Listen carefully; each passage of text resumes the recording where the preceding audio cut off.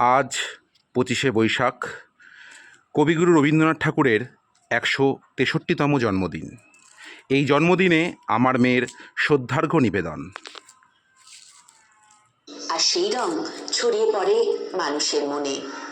তাপ দহনে অশান্ত মনে আসে এক নতুন শান্তি, এক নতুন আনন্দ, এক নতুন উচ্ছলতা, যার নাম যৌবন।